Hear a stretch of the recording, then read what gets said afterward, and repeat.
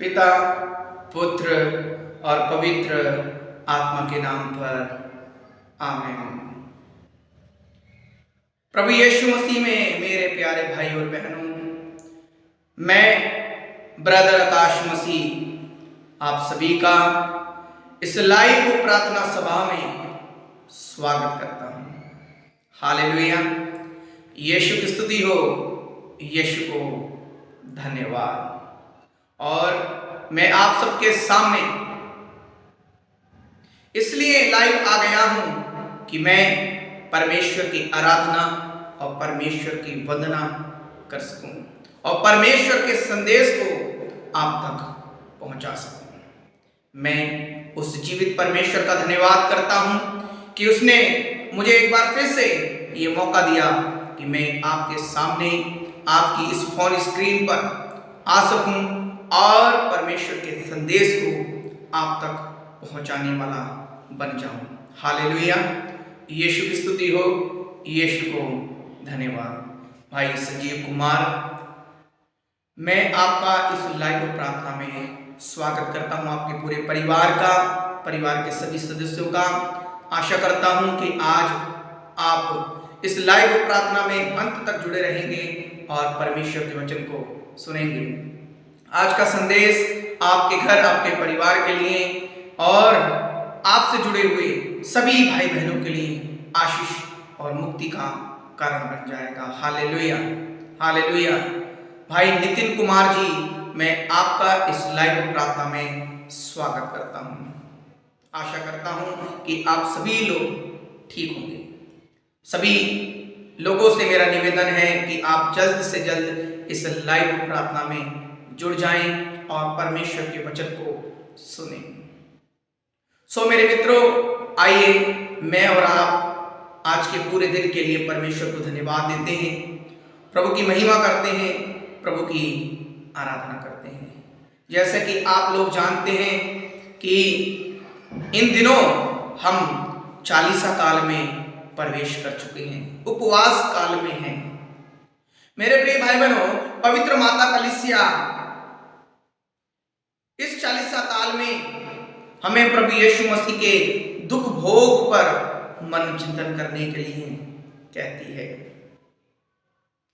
प्रभु के दुख और भोगों पर मन चिंतन करना। यह उपवास काल मेरे प्रिय भाई बहनों सिर्फ खाना छोड़ना ही हमारे लिए नहीं है, बल्कि प्रभु के दुख, प्रभु की तकलीफों को देखना, उनको अनुभव करना, ये हमारे लिए अति महत्वपूर्ण है। कलीसिया बताती है कि इन दिनों में हम उपवास करने के साथ साथ, प्रार्थना करने के साथ साथ प्रभु के दुखों पर भी मनन करें कि प्रभु ने हमारे लिए कितने दुख, कितनी तकलीफें उठाई हैं।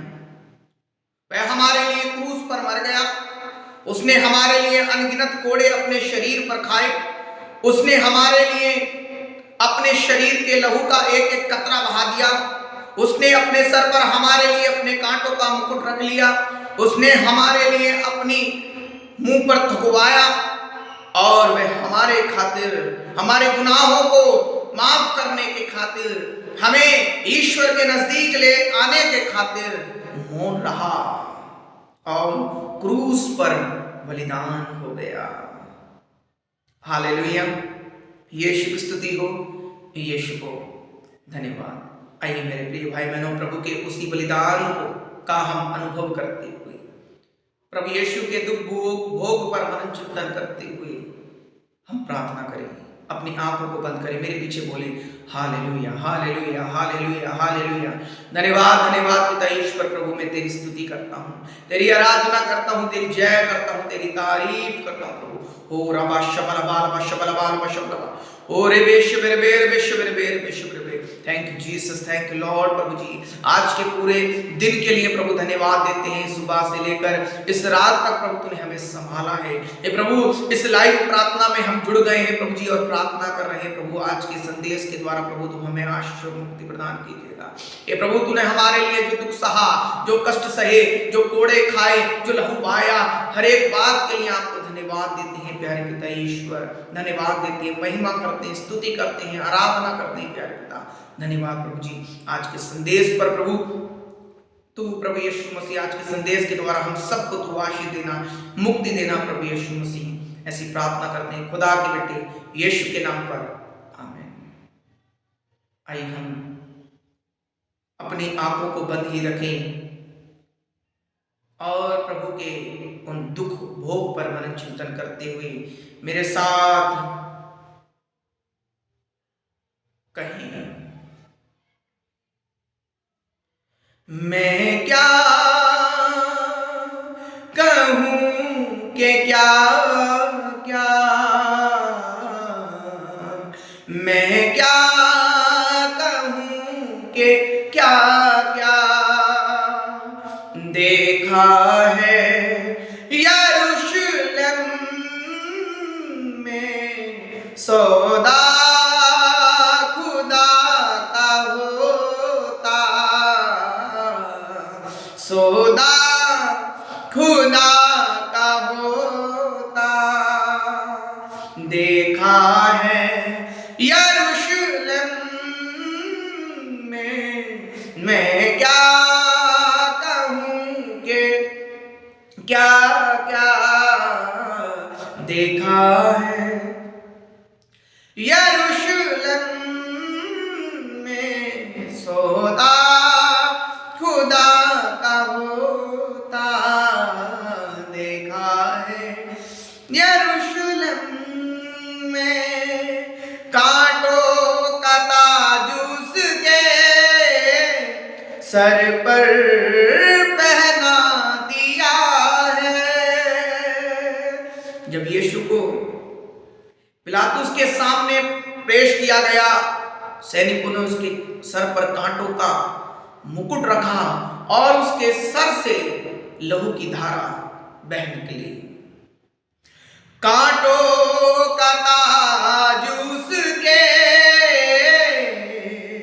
सर पर पहना दिया है। उन पापियों ने उसका मजाक बना दिया है। वो सैनिक प्रभु को घूंसे लाते मारते जा रहे थे। यीशु की आंखें बंद कर कर घूंसे और लाते मार रहे थे और कह रहे थे, यदि तू परमेश्वर का बेटा है तो बता तुझे किसने मारा। कांटों का ताज उसके सर पर पहना दिया है। उन पापियों ने उसका मजाक बना दिया है। सब शक्तियों को सहता,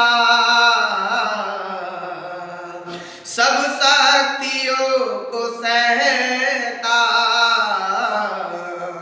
देखा है यरूशलेम में। मैं क्या कहूँ कि क्या क्या, मैं क्या कहूँ कि क्या क्या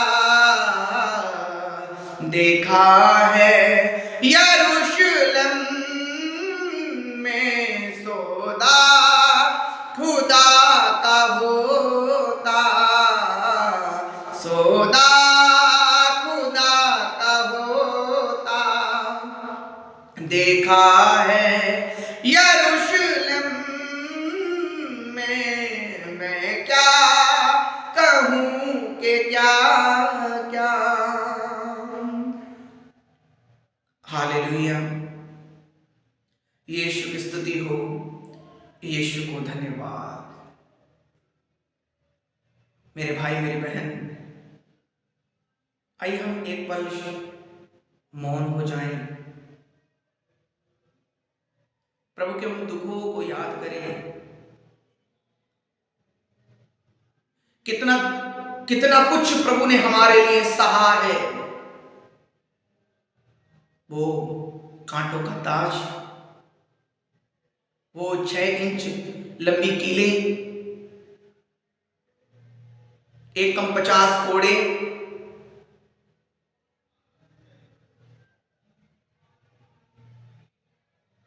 वो दर्द, वो तकलीफ प्रभु ने हमारे लिए सह ली। उन सैनिकों ने प्रभु को बहुत ही पीड़ित किया, बहुत ही दुख दिया, और प्रभु सब कुछ मौन रहकर, विनम्र होकर सहता गया। अपने लहू की एक एक बूंद उसने मेरी और आपके लिए बहा दी। धन्यवाद दें प्रभु के इस महान बलिदान के लिए, उसके इस महान प्रेम के लिए धन्यवाद दें।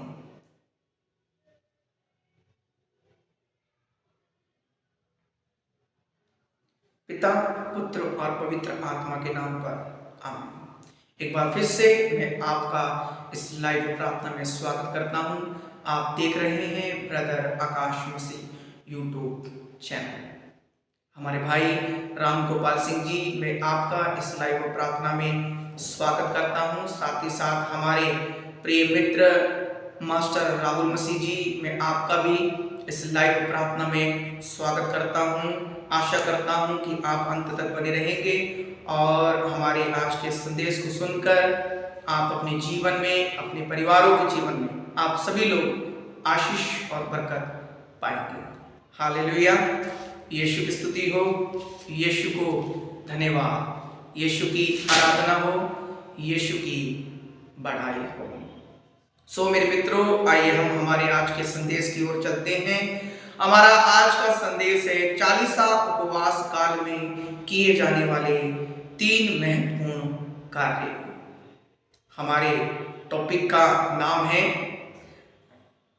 40 उपवास काल में किए जाने वाले 3 महत्वपूर्ण काम। हालेलुया। मेरे प्रिय भाई बहनों, पवित्र माता कलीसिया 40 काल में कलीसिया के सभी सदस्यों से 3 महत्वपूर्ण काम करने के लिए आह्वान करती है या कहती है। हालेलुया। मेरे प्रिय भाई बहनों, हम देख सकते हैं सर्वव्यापी पवित्र कैथोलिक कलीसिया में जैसे ही उपवास का सीजन आता है, सभी धर्मी लोग पवित्र गिरजा के घर की ओर जाते हैं। रात बुधवार या फिर रात सोमवार के दिन पवित्र राख को अपने माथे पर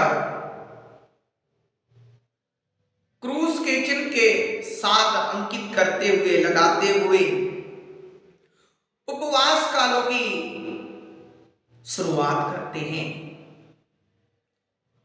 माथे पर चिन्ह लगाना ये एक चिन्ह मात्र है कि हम उपवास में हैं।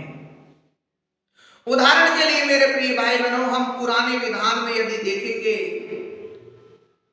योना के ग्रंथ में अध्याय 3 में ही हम जब पढ़ते हैं तो देखते हैं कि जब योना निनवे देश गया और उसने जाकर कहा कि ये शहर तहस नहस हो जाएगा, नष्ट हो जाएगा, उपवास करो, पश्चाताप करो। तब उन लोगों ने उपवास करते हुए पश्चाताप किया और उनका उपवास करने का तरीका इस प्रकार से था कि उन लोगों ने अपने वस्त्र फाड़े, शोक मनाया, अपने शरीर पर राख डाली और प्रभु से प्रार्थना करने लगे कि हमारे द्वारा जो भी कुकर्म या अपराध हुए हैं, प्रभु शायद हमारे इस तपस्या को देखकर, हमारी इस उपासना को देखकर, इस प्रकार के तकलीफ को देखकर जो हम प्रभु के लिए उठा रहे हैं, भूखे और प्यासे हैं, शायद प्रभु ये सब देखकर हमसे प्रसन्न हो जाए और हमें क्षमा कर दे। इसलिए पवित्र कैथोलिक कलीसिया में इस परंपरा को आज भी निभाया जाता है और पवित्र खजूर की राख को पुरोहित प्रार्थना करते हुए चर्च के प्रांगण में आए हुए, चर्च भवन में आए हुए सभी लोगों के माथे पर क्रूस का चिन्ह लगाकर, राख से क्रूस का चिन्ह लगाकर ये उपवास काल को घोषित करता है और कहता है कि आज से हम उपवास करेंगे। हालेलुया। और आज मेरे प्रिय भाई बहनों, हम देख सकते हैं बहुत सारे लोग आज उपवास कर रहे हैं, 40 काल में प्रवेश कर चुके हैं। मेरे प्रिय भाई बहनों, आज का जो हमारा टॉपिक है वो उपवास काल पर आधारित है। कलीसिया विश्वासी लोगों को, मसीह लोगों को इस 40 काल में 3 महत्वपूर्ण काम करने के लिए कहती है। आइए मैं और आप उन 3 महत्वपूर्ण कामों पर मन चिंतन करेंगे। वो कौन से ऐसे 3 महत्वपूर्ण कार्य हैं जो कलीसिया हमसे करने के लिए आह्वान कहती है या जोर देती है। पहला काम, सबसे पहला कार्य है दान। हालेलुया। सबसे पहला कार्य क्या है? दान। मेरे प्रिय भाई बहनों, यदि हम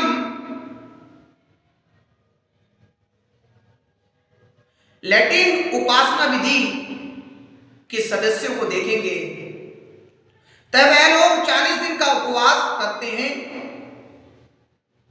और वहां की परंपरा है कि जैसे ही उपवास काल शुरू हो जाते हैं, पल्ली पुरोहित कलीसिया के सभी सदस्यों को या परिवारों को दान के ऊपर जोर डालता हुआ कहता है कि सभी लोग इन दिनों में क्या करें? बीज बोई, कुछ ना कुछ भेंट दें। और वहां की ये परंपरा है, उन लोगों की ये परंपरा है कि वो लोग क्या करते हैं, एक गुल्लक ले लेते हैं और रोजाना परिवार के लोग कुछ ना कुछ उसमें चंदा उपवास काल के लिए देते हैं। और जब ईस्टर का पर्व आता है तो लोग उस गुल्लक को ले जाकर चर्च की बलिवेदी के ठीक सामने रख देते हैं। और ये दान इन दिनों में जो इकट्ठा किया जाता है, उस दान को प्रभु के सेवा कार्य में लगाते हैं लोग। हालेलुया। यीशु की स्तुति हो, यीशु को धन्यवाद। मेरे प्रिय भाई बहनों, बाइबल में भी दान के विषय में कहा गया। बहुत सारे लोग कहते हैं कि दान के विषय में बाइबल में कहीं नहीं है, पर मेरे प्रिय भाई बहनों, मैं आपको बताना चाहता हूं कि बाइबल में दान के विषय पर भी अति महत्वपूर्ण जोर दिया गया है। परमेश्वर कहता है कि तुम प्रभु के मंदिर में अपना दान या दशमांश लेकर आओ। पर कैसे लेकर आओ? आइए मेरे प्रिय भाई बहनों, हम जानेंगे। मत्ती का सुसमाचार उसका अध्याय 6 वाक्य संख्या 2 को हम पढ़ लेंगे। हालेलुया। आप जब भी इस लाइव प्रार्थना में जुड़ते हैं, मैं चाहता हूं कि आप जब जुड़े तब आप अपनी बाइबल लेकर बैठें और देखें कि प्रभु का वचन मुझसे और आपसे क्या कहता है। हालेलुया। यीशु की स्तुति हो, यीशु को धन्यवाद। देखिए मत्ती का सुसमाचार अध्याय 6 उसकी वाक्य संख्या 2 में हम पढ़ते लिखा है, जब तुम दान देते हो तो इसका ढिंढोरा नहीं पिटवाओ। ढोंगी सभागृहों में और गलियों में ऐसा ही किया करते हैं जिससे लोग उनकी प्रशंसा करें। मैं तुम लोगों से कहता हूं, वे अपना पुरस्कार पा चुके। जब तुम दान देते हो तो तुम्हारा बायां हाथ यह नहीं जानने पाए कि तुम्हारे बाएं हाथ ने तुम्हारा बायां हाथ क्या कर रहा है। तुम्हारा दान गुप्त रहे और तुम्हारा पिता जो सब कुछ देखता है तुम्हें पुरस्कार देगा। हालेलुया। हालेलुया। यीशु की स्तुति हो, यीशु को धन्यवाद। संत मत्ती के सुसमाचार अध्याय 6 में प्रभु यीशु मसीह दान देने के विषय में बताता है। बहुत सारे लोग ये कहते हैं कि इन दिनों में हमें दान देने की आवश्यकता नहीं है, जरूरत नहीं है, क्योंकि प्रभु को दान की या दशमांश की जरूरत नहीं है, आवश्यकता नहीं है। सो मेरे मित्रों, आज की रात में आपको बताने के लिए आया हूं कि परमेश्वर चाहता है कि इन दिनों में हम क्या करें, दान दें, भेंट करें। इसलिए पवित्र पुरोहित चालीसा काल में कलीसिया के सभी सदस्यों से अनुरोध करते हैं कि वो प्रभु के सेवकाई के कार्यों को बढ़ाने के लिए इन दिनों में क्या करें, दान दें, भेंट करें। हालेलुया। और हम सभी मसीह भाई बहनों को, मेरे प्रिय भाई बहनों, इन दिनों में दान करना चाहिए, सहायता करनी चाहिए, कलीसिया के लोगों की सहायता करनी चाहिए। मेरे प्रिय भाई बहनों, परमेश्वर का वचन हमसे कहता है जब तुम दान देते हो तो इसका ढिंढोरा मत पिटवाओ, है ना। मेरे प्रिय भाई बहनों, इस साल सन 2025 में मैं और आप प्रवेश कर गए हैं, और इस साल आप और मैं चालीसा काल में हैं, उपवास कर रहे हैं। इन दिनों में हम क्या करें, जब हम दान दें तो मेरे प्रिय भाई बहनों, हम इस बात का ढिंढोरा ना पिट पाए कि हम दान दे रहे हैं। हमें से बहुत सारे मसीह भाई बहन, बहुत सारे विश्वासी भाई बहन, बहुत सारे ईसाई लोग इस प्रकार का जीवन जी रहे हैं, जब वो दान देते हैं तब वो उस बात का ढिंढोरा पीटते हैं कि हमने क्या दिया है, दान दिया है। मैंने ऐसे बहुत सारे ईसाई लोगों को देखा है, बहुत सारे विश्वासी लोगों को देखा है, जब वो किसी पास्टर को, फादर को, मास्टर को जब 10 रुपए, 20 रुपए या चर्च में कुछ भेंट करते हैं तो वो क्या करते हैं, दूसरे लोगों को भी बता देते कि हाँ, आज मास्टर जी हमारे घर आए थे, प्रार्थना की थी, आज हमने उपवास प्रार्थना की थी, हाँ, उनको हमने खाना भी खिलाया और 100 रुपए भी हमने उनको दे दिए थे। हालेलुया। प्रभु का वचन क्या कहता है? प्रभु का वचन कहता है जब तुम दान देते हो तो इसका ढिंढोरा नहीं पिटवाओ। ढोंगी सभागृह और गलियों में ऐसा ही किया करते हैं। प्रभु ऐसे लोगों को ढोंगी कहता है, जो दान तो देता है और क्या कर रहा है, उसका ढिंढोरा पिटवा रहा है। क्यों? मेरे प्रिय भाई में बहुत सारे लोग ऐसा कर ये सोचते हैं कि लोग हमारी तारीफ करेंगे, हमारी वाहवाह होगी, हमारी तारीफ होगी, लोग हमारी इज्जत करेंगे, हमें सम्मान देंगे। पर मेरे प्रिय भाई बहनों, हो सकता है कि लोग आपको सम्मान दें, हो सकता है कि लोग आपकी तारीफ करें, हो सकता है कि आपका मास्टर भी आपकी तारीफ करने लगे क्योंकि आपने उसको कुछ पैसा दिया है, हो सकता है कि आपका पल्ली पुरोहित आपकी तारीफ करने लगे। पर मेरे प्रिय भाई बहनों, परमेश्वर पता है क्या कहेगा? परमेश्वर कहता है, कहेगा रे ढोंगी। प्रभु हमें ढोंगी कहेगा। हालेलुया। क्योंकि परमेश्वर उपवास कालों में मुझसे और आपसे ये नहीं चाहता कि मैं और आप इन दिनों में इस प्रकार का दान देंगे, इस प्रकार की भेंट दें। परमेश्वर का वचन कहता है हमें किस प्रकार का दान इस चालीसा काल में देना है। आगे हम पढ़ेंगे तो लिखा है, और गलियों में ऐसा किया करते हैं जिससे लोग उनकी प्रशंसा करें। मैं तुम लोगों से कहता हूं, वे अपना पुरस्कार पा चुके। जब तुम दान देते हो तो तुम्हारा बायां हाथ ये ना जान पाए कि तुम्हारे दाएं हाथ ने क्या दिया है। हालेलुया। यीशु की स्तुति हो, यीशु को धन्यवाद। इन दिनों में मेरे प्रिय भाई बहनों, मुझे और आपको कैसा दान करना है, प्रभु हमें तरीका बता रहा है। प्रभु तरीका बता रहा है कि इस चालीसा काल में जब कलीसिया में आह्वान करती है, हमें कहती है कि हम दान करें, हम भेंट करें, तो किस प्रकार से हमें दान देना है, किस प्रकार से हमें भेंट देना है। इन दिनों में दान करने के द्वारा जो आशीष, जो कृपा हमें मिलने वाली है, वो किस प्रकार से मिलेगी, किस तरीके से मिलेगी। मेरे प्रिय भाई बहनों, प्रभु मुझे और आपसे कहता है कि जब तुम दान करते हो, जब तुम दान देते हो तो तुम्हारा बायां हाथ ये ना, तो क्या लिखा है, तुम्हारा, जब तुम दान देते हो तुम्हारा बायां हाथ ये ना जान पाए कि तुम्हारे दाएं हाथ ने क्या किया है या कितना दिया है। हालेलुया। मेरे प्रिय भाई बहनों, हमें से बहुत सारे लोग इन दिनों में दान करेंगे, चर्च में जाएंगे, भेंट देंगे, दशमांश देंगे।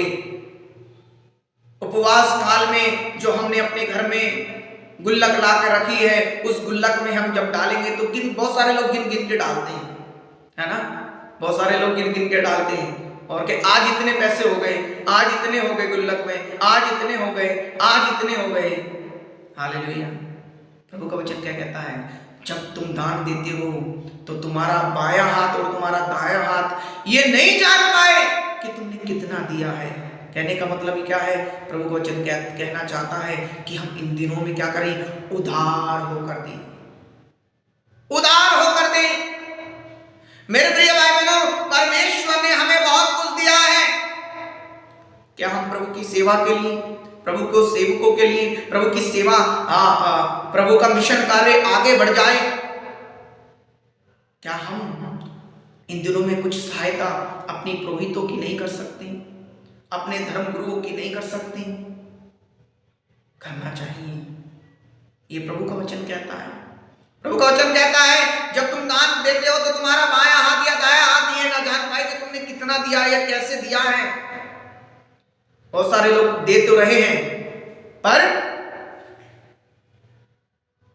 बहुत सारे लोग दान तो दे रहे हैं, पर ढिंडोरा उसका पिटवा देते हैं कि आज हमने इतना दान दिया है, आज हमने इतना दान दिया है।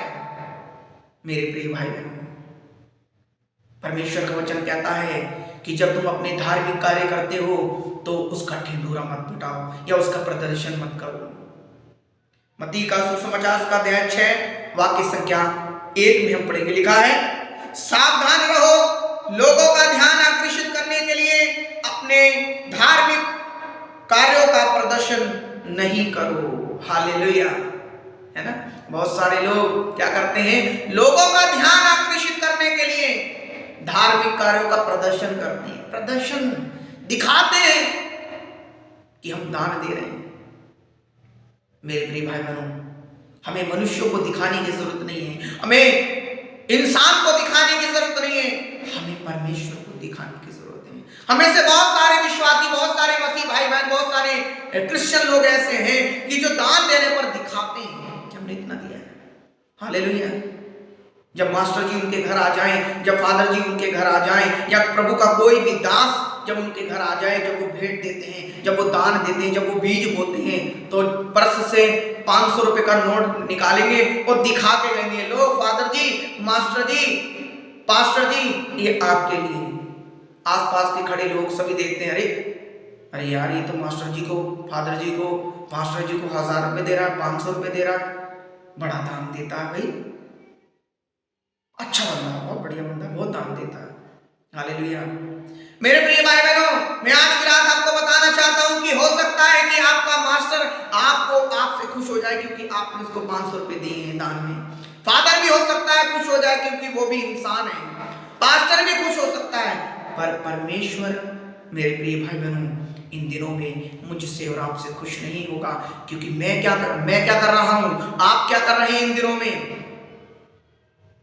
लोगों का ध्यान आकर्षित करने के लिए अपने धार्मिक कामों को कर रहे हैं। और परमेश्वर हमें चेतावनी देता है, कहता है सावधान रहो, लोगों का ध्यान आकर्षित करने के लिए अपने धर्म कार्यों का प्रदर्शन ना करो, नहीं तो तुम अपने स्वर्ग पिता के पुरस्कार से वंचित हो जाओगे।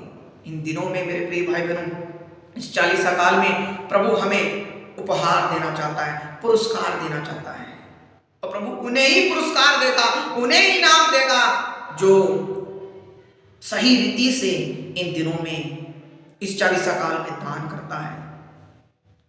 यदि आप चाहते हैं कि परमेश्वर आपको इनाम दे, यदि आप चाहते हैं कि परमेश्वर आपको उपहार दे, यदि आप चाहते हैं कि परमेश्वर आपको गिफ्ट दे, परमेश्वर आपको शाबाशी दे, परमेश्वर आपको आशीर्वाद दे, परमेश्वर आपकी उन्नति करे, परमेश्वर आपको छुड़ाए, परमेश्वर आपको ब्लेसिंग दे, तो मेरे प्रिय भाई बहनों, इन दिनों सावधान रहें। सिर्फ दान ही नहीं, सिर्फ यही नहीं है कि सिर्फ दान देना है लोगों को दिखाने के लिए, फादर को खुश करने के लिए, मास्टर को खुश करने के लिए, है ना। बहुत सारे लोग जो दान देते हैं ना, चर्च में दान देते हैं, फादर को खुश करने के लिए देते हैं। मैंने बहुत सारे, मुझे लगभग 10 साल से ज्यादा हो गए प्रभु की सेवा करते हुए, पवित्र कैथोलिक कलीसिया में काम करते हुए। मैंने अक्सर देखा है कि लोग पुरोहित को खुश करने के लिए, फादर को खुश करने के लिए, धर्म बहनों को खुश करने के लिए दान दे रहे हैं, पर जब उनके घर मास्टर आ जाए ना, 10 रुपए नहीं निकलते उनके घर में। मास्टर जी को देने के लिए 10 रुपए नहीं है, पर जब फादर जी घर आते हैं 1000 का नोट निकालते हैं। फादर जी हमारी तरफ से है। हालेलुया। मेरा कहने का मतलब ये नहीं है कि फादर को नहीं देना है, दान नहीं करना है, करना है। हालेलुया, यीशु की स्तुति हो, यीशु को धन्यवाद।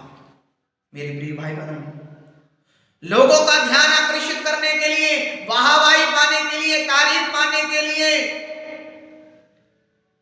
इस प्रकार का दान इन दिनों हम ना करें, क्योंकि परमेश्वर मेरे प्रिय भाई बहनों इस प्रकार का उपवास मुझसे और आपसे नहीं चाहता है। हालेलुया, हालेलुया, यीशु की स्तुति हो, यीशु को धन्यवाद।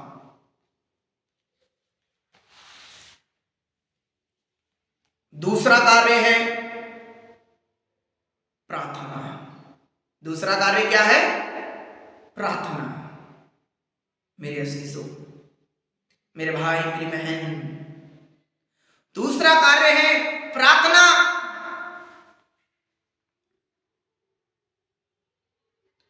पवित्र माता कलीसिया के सभी सदस्यों से अनुरोध करती है कि वह उपवास काल में दान देने के साथ साथ क्या करे? प्रार्थना भी करे, है ना। सिर्फ दान ही नहीं देना है, बल्कि प्रार्थना भी करनी है। क्या करना है? प्रार्थना भी करनी है। मत्ती का सुसमाचार उसका अध्याय 6 वाक्य संख्या 5 में हम पढ़ेंगे कि इस चालीसा काल में मेरे प्रिय भाई बहनों मुझे और आपको किस प्रकार से प्रभु से प्रार्थना करनी है। लिखा है, ढोंगियों की तरह प्रार्थना नहीं करो, वह सभागृहों में और चौकों पर खड़े होकर प्रार्थना करना पसंद करते हैं, जिससे लोग उन्हें देखें। मैं तुम लोगों से यह कहता हूं, वे अपना पुरस्कार पा चुके। जब तुम प्रार्थना करते हो तो अपने कमरे में जाकर द्वार बंद कर लो और एकांत में अपने पिता से प्रार्थना करो। तुम्हारा पिता जो एकांत को भी देखता है तुम्हें पुरस्कार देगा। हालेलुया, हालेलुया, हालेलुया, यीशु की स्तुति हो, यीशु को धन्यवाद। क्या बताता है प्रभु का वचन? पहला काम है दान करना, दूसरा काम है प्रार्थना करना। और किस प्रकार से इन दिनों में प्रार्थना करनी? प्रभु कहता है, ढोंगियों की तरह प्रार्थना नहीं करो, वे सभागृहों में चौकों पर खड़ा होकर प्रार्थना करना पसंद करती हैं। मेरे प्रिय भाई बहनों, हम इन उपवास कालों में यदि हम कलीसियाओं में देखें तो आज कलीसिया क्या कर रही है, या कलीसिया के लोग क्या कर रहे हैं? ढोंग कर रहे हैं प्रार्थना का। मेरी ये बात बहुत सारे लोगों को बुरी लगने वाली है। आने वाले समय में बहुत सारे लोग जब देखेंगे, हो सकता है वो मास्टर हो सकता है वो फादर हो सकता है वो बिशप भी हो सकते हैं, बुरी भी लग सकती है, कोई बात नहीं, मगर परमेश्वर का वचन है, ये मैं नहीं बोल रहा हूँ, परमेश्वर का वचन कह रहा है। बहुत सारे लोग इस चालीसा काल में सिर्फ क्या कर रहे हैं? प्रार्थना का ढोंग कर रहे हैं, प्रार्थना नहीं। प्रभु का वचन कहता है, ढोंगियों की तरह प्रार्थना नहीं करो, वे सभागृहों में और चौकों पर खड़े होकर प्रार्थना करना पसंद करते हैं। हम कलीसिया में देखते हैं जब उपवास काल का समय आता है, हमें से बहुत सारे लोग, मैं और आप, हम सभी लोग प्रार्थना करने का ढोंग करते हैं, है ना। जुलूस निकालते हैं, क्रूस रास्ता करते हैं, प्रार्थनाएं करते हैं लोगों को दिखाने के लिए, कैंडल मार्च निकालते हैं लोगों को दिखाने के लिए। क्या हमारी प्रार्थना परमेश्वर चर्च में अंदर बैठकर नहीं सुनेगा? क्या परमेश्वर चाहता है कि हम इस प्रकार से प्रार्थना करें? क्या परमेश्वर इन दिनों में यह चाहता है कि हम इस प्रकार का प्रदर्शन करें, दिखाएं कि हम प्रार्थना में हैं, दिखाएं कि हम उपवास में हैं? परमेश्वर का वचन क्या कहता है? यीशु शांति का राजा है। जब प्रभु यीशु मसीह का जन्म हुआ, स्वर्गदूतों ने यही कहा, स्वर्ग में ईश्वर की महिमा हो, पृथ्वी पर मानवों को शांति। बाइबल कहती है जब जब यीशु मसीह किसी से मिलता था यही कहता था, तुम्हें शांति मिले। यीशु मसीह ने अपने शिष्यों से कहा, तुम जिस घर में जाओ ये कहना तुम्हें शांति मिले, और तुम्हारी शांति इस घर में बनी रहेगी।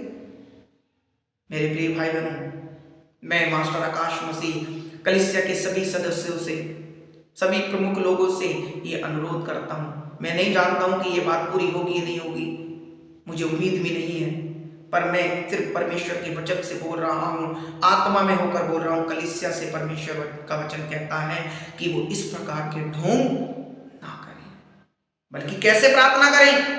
आगे लिखा है वचन संख्या 6 में, जब तुम प्रार्थना करते हो तो अपने कमरे में जाकर द्वार बंद कर लो और एकांत में अपने पिता से प्रार्थना करो। है ना, इस 40 काल में हम कैसे प्रार्थना करें?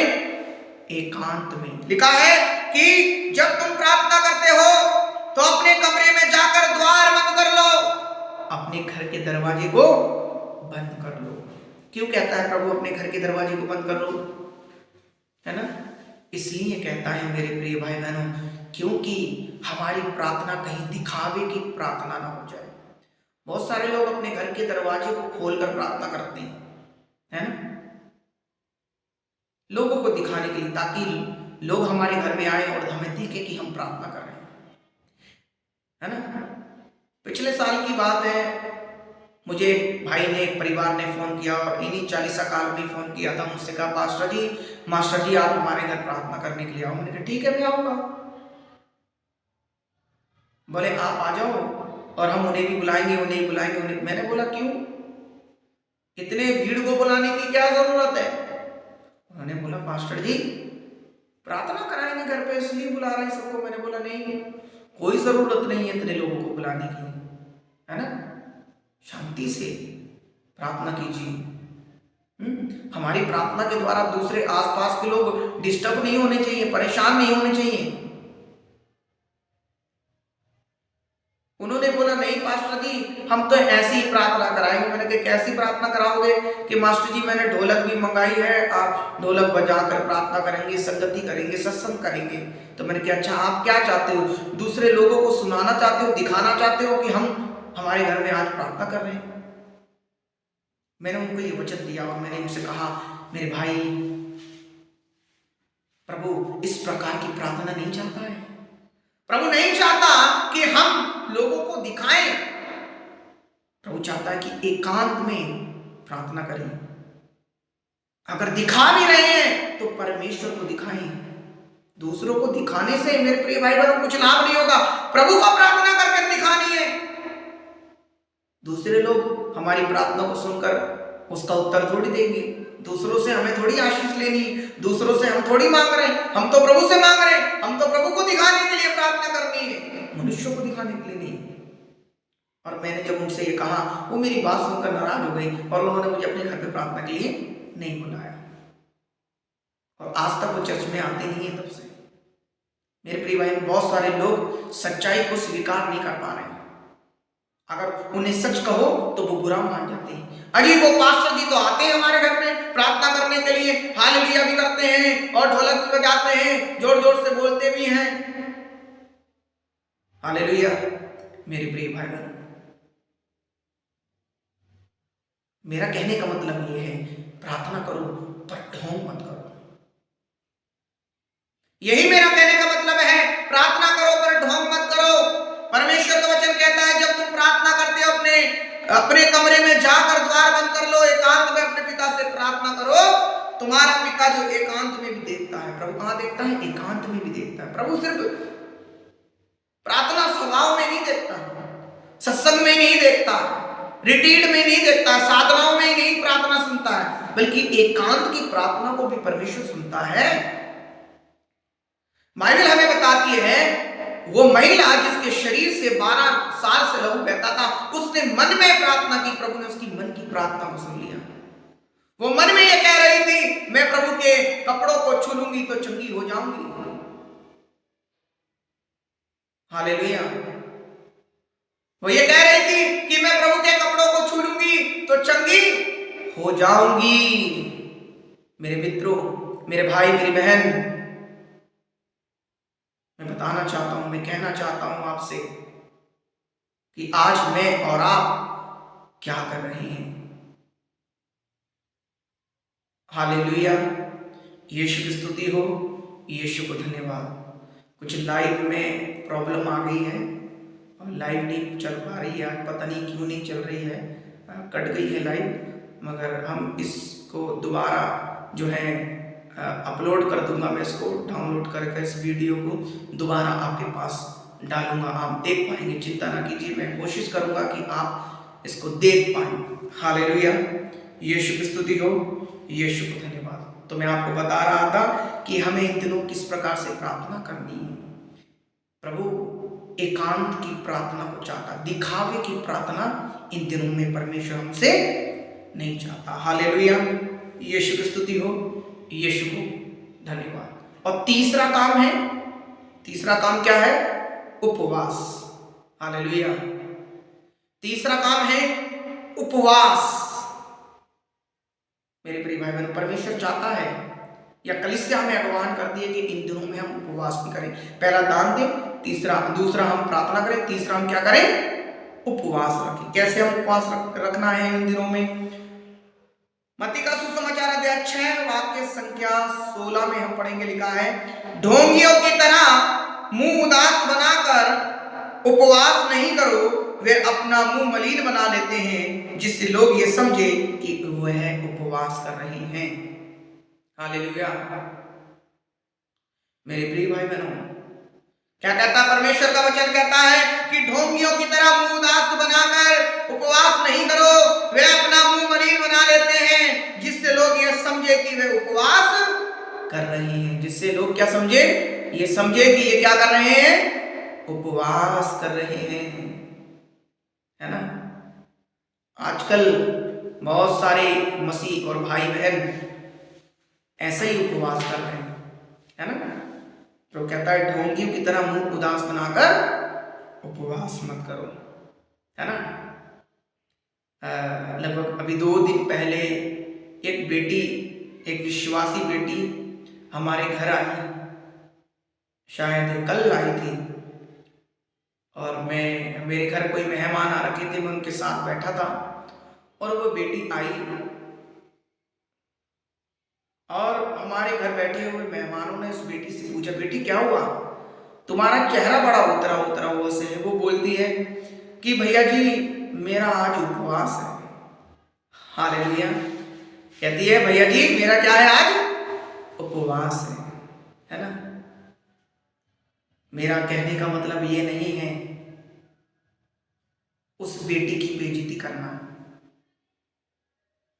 मेरा कहने का मतलब ये है कि हम में से चलो वो तो बच्ची है, नादान है, विश्वासी लोग हैं, क्रिश्चियन नहीं है, मसीह लोग नहीं, विश्वासी हिंदू लोग हैं, वो उन्हें अभी तरीका भी बहुत सारे लोगों को पता नहीं है। पर हम में से बहुत सारे लोग ईसाई हैं, प्रॉपर सालों से मसीह को जानते हैं। वो तो छोटी सी बच्ची थी, कोई बात नहीं है, पर हमें से बहुत सारे लोग मसीह में बहुत अधिक बड़े हुए हैं, काफी सालों से मसीह को जानते हैं, पहचानते हैं। मैं और आप भी ऐसे ही उपवास कर रहे हैं।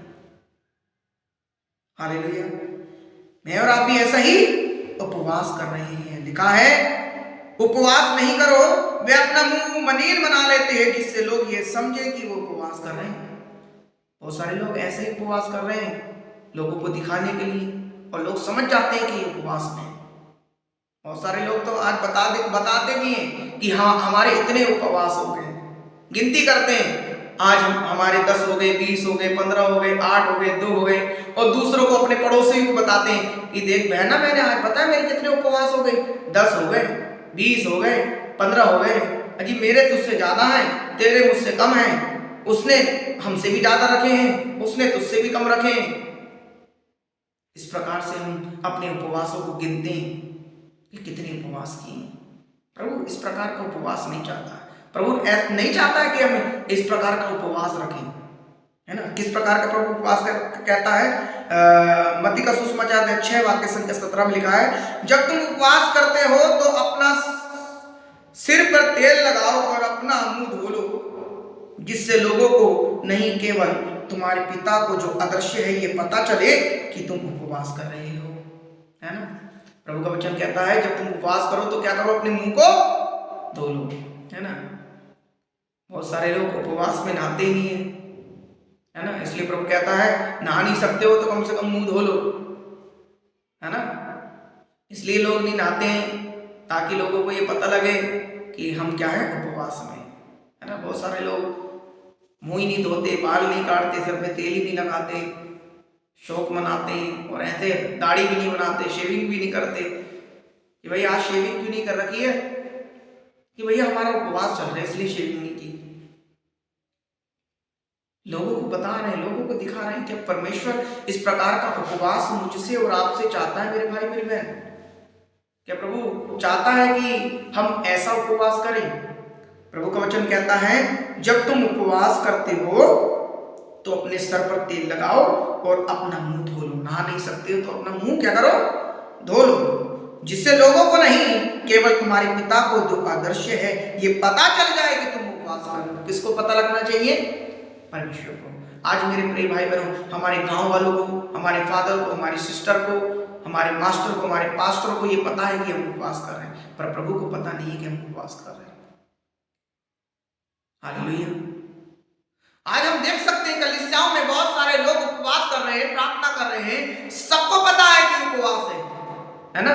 हमारे गली के लोगों को, हमारे पड़ोसियों को, हमारे गांव को पता है कि हम लोग उपवास में हैं, पर प्रभु को पता ही नहीं है, क्योंकि हम क्या कर रहे हैं, दुनिया को बता रहे हैं, ढिंडोरा पीट रहे हैं कि हमारा उपवास है, हमारा उपवास है, हमारा उपवास है, पर प्रभु को हम बताते ही नहीं।